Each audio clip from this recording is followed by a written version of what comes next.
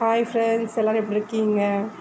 அன்றைக்கி என்ன சொல்ல போகிறேன்னா, யாராவது ஒருத்தங்க நம்மளை பார்த்து உங்களையாவது என்னையாவது பார்த்து மடையன் மடையா அப்படின்னு சொன்ன நினச்சிடணும். காலர் தூக்கி விட்டு ஹாப்பியாக ஃபீல் பண்ணுங்கள். ஏன் தெரியுமா? அந்த வார்த்தை அவ்வளோ ஒரு மதிப்புள்ள வார்த்தை. அந்த காலத்தில் காட்டாற்று வெள்ளமோ ஏதோ டேமோ நிறையும் போது அந்த ஊரில் ஒருத்தங்க என்ன செய்வாங்க, அந்த காட்டாற்று வெள்ளத்துக்குள்ளே வந்து ஆழத்துக்குள்ளே போய் என்ன செய்வாங்க, மடையை திறந்து விடுவாங்க. அவங்கள தான் மடையன் அப்படின்னு சொல்லுவாங்க. அவங்க என்ன செய்வாங்க, அந்த ஆற்றுக்குள்ளேயோ அந்த டேமுக்குள்ளேயோ இறங்க முன்னாடி தான் ஃபேமிலியோட எல்லாத்தையும் சொல்லிவிட்டு தான் ஃபேமிலியோ அதை ஒப்படைச்சிட்டு தான் போவாங்க. அதுக்குள்ளே போகிறவங்க மேக்ஸிமம் உயிரோட வர மாட்டாங்க. யாராவது ஒன்றரை காட் கிரேஸ் லக்கில் தான் என்ன செய்வாங்க, வெளியில் உயிரோட வருவாங்க. அப்படி அவங்க மடையை திறக்க போகிறவங்க என்ன செய்வாங்க, ஃபேமிலியை எல்லாத்தையும் சொல்லிவிட்டு நான் போகிறேன், நான் வந்தால்தான் வருவேன், நான் வரல என் ஃபேமிலியை பார்த்துக்குவேன் நினச்சிவாங்க. ஒப்படைச்சிட்டு தான் போவாங்க.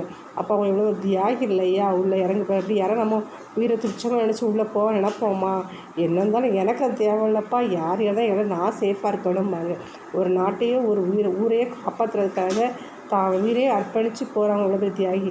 அப்போ அவங்க தான் மடையன்னு சொல்லுவாங்க. அந்த மடையங்க பார்த்து அப்போ எவ்வளோ வேல்யூ உங்களுக்கு தெரியுதா? அப்போ யாராவது மடையன்னு சொன்னால் என்ன செய்யுங்க, மூஞ்சிக்கு மேலே கோத்துட்டு டக்குனு புரிஞ்சு தள்ளாதீங்க. அமைதியாக இருந்துக்கோங்க, மனசோட ஹாப்பியாக ஃபீல் பண்ணிக்கணும். ஓகே ஃப்ரெண்ட்ஸ், பாய்.